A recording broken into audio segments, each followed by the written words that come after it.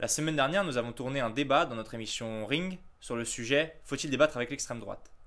Nous y recevions Louis Boyard, jeune homme de gauche, chroniqueur sur Touche pas à mon poste, et Georges Jordi, ancien journaliste de VA+, qui travaille aujourd'hui à Livre Noir. Voici ce que ça a donné. Il n'y a aucune forme de violence. Je suis très détendu, Par contre, le fait que tu aies raconté un nombre de bêtises ahurissantes à la minute, c'est factuel. Je suis très détendu, Concernant Marx... Et ce débat, il m'a fait me poser pas mal de questions.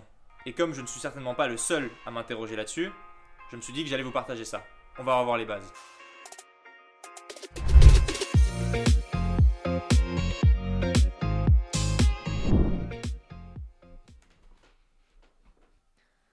C'est bon, je crois que j'ai les bases, je vous explique.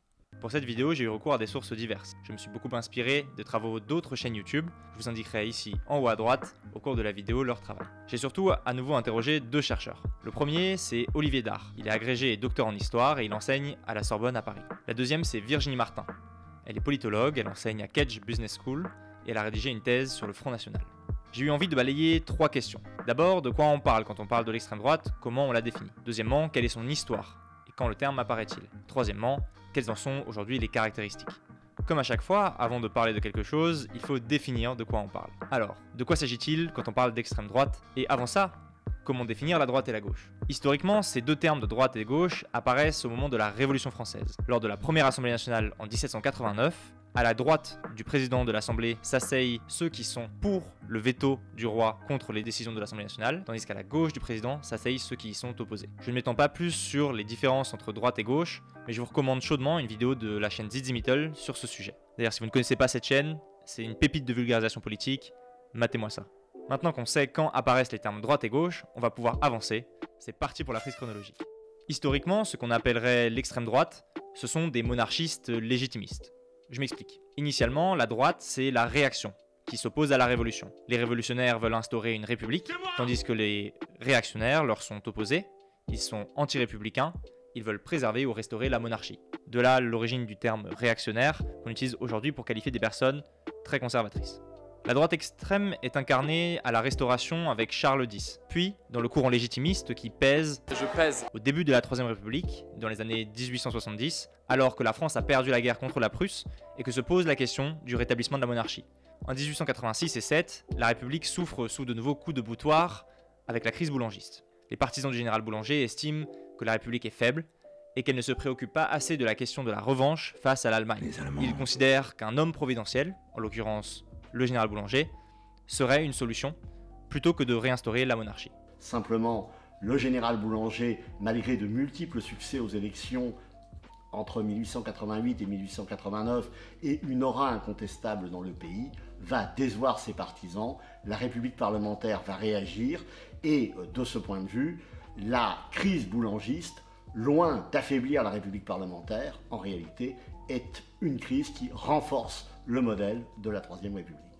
En politologie, quand on parle de la droite, on se réfère souvent aux trois droites de René Rémond. René Rémond identifie une droite légitimiste, qui est contre-révolutionnaire, comme par exemple les monarchistes ou le régime de Vichy, une droite orléaniste, c'est-à-dire libérale, comme l'était par exemple Valéry Giscard d'Estaing, et une droite bonapartiste. Pas une question de taille, c'est pas la taille qui est importante. C'est-à-dire césariste, qui croit dans le culte d'une personnalité, du chef. Au tournant du siècle, émerge une nouvelle famille politique au sein de la droite, la quatrième, le nationalisme, qui est incarné par exemple par Maurice Barrès ou Charles Maurras. Le nationalisme prend toute son ampleur avec l'affaire Dreyfus, qui revêt un caractère antisémite, mais qui est aussi une affaire d'espionnage supposée au profit de la Prusse. L'Action française est créée en 1898, d'abord contre les Dreyfusards, mais devient nationaliste sous l'influence de Charles Maurras. Outre l'affaire Dreyfus, le deuxième temps fort du nationalisme, c'est le temps des ligues. La Ligue Pokémon. La Ligue de l'Action française, qui est son organe de propagande et de recrutement, née en 1905, et prend parti pour les catholiques contre les anticléricaux au moment de la loi sur la séparation de l'Église et de l'État en 1905. Ce point sur les ligues me permet un bref détour sur les différences avec le fascisme. La forme politique du nationalisme, c'est la Ligue et pas le parti.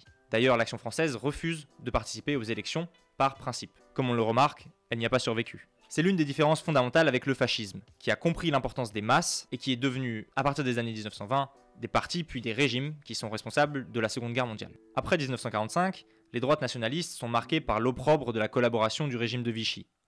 La reconstruction est lente et elle s'effectue sur deux piliers, l'anticommunisme et les guerres de décolonisation avec l'Indochine et l'Algérie. En France, un moment important de l'histoire de l'extrême droite au XXe siècle, c'est la création en 1972 du parti Front National, entre autres par Jean-Marie Le Pen, qui est parvenu à agréger plein de groupuscules autour d'un parti. Et si ce parti est certes cantonné à environ 1% des suffrages au départ, il connaît quelques succès électoraux dans les années 80. En 1995, le Front National remporte même 4 mairies, dont la ville de Toulon.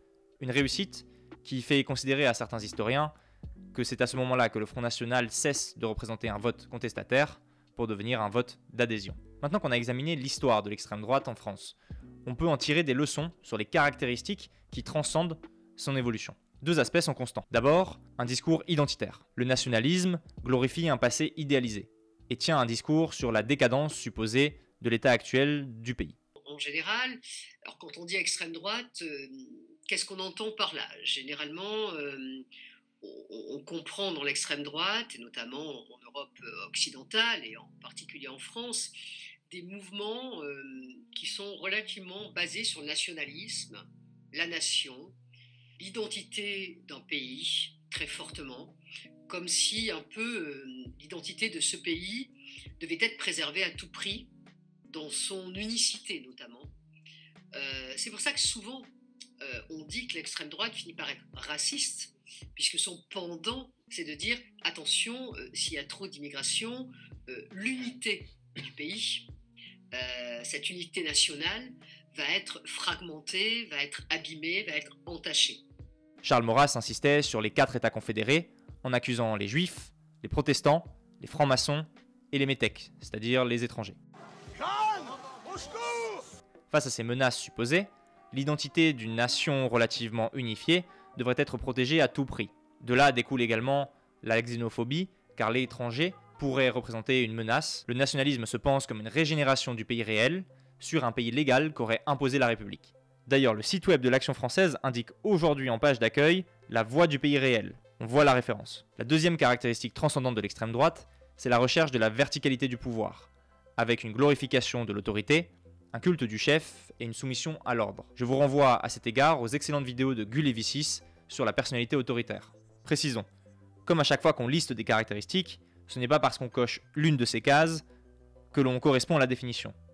En revanche, toutes les personnes qui correspondent à la définition ont tendance à cocher toutes ces cases. Vous me suivez? Bon, et alors maintenant, avec ces bases, on fait quoi? Le sujet est brûlant au moment où nous tournons cette vidéo, et qu'il vaut toujours le coup de prendre du recul historique, ce que nous venons de faire. Maintenant, restons sobres sur les enjeux contemporains. D'abord, la question de la violence. Si le nationalisme n'a pas du tout le monopole de la violence, ni dans l'histoire, ni aujourd'hui, on ne peut éluder qu'il y ait une menace terroriste nationaliste qui soit régulièrement pointée par la DGSI, et qui se soit même par exemple concrétisée en Allemagne. Deuxième enjeu, la confusion sur les termes. La droite accuse la gauche de dévoyer ces termes d'extrême droite, en traitant tout le monde de facho, de collabo ou d'extrême droite, en intervertissant ces termes et en rendant confuses les nuances politiques.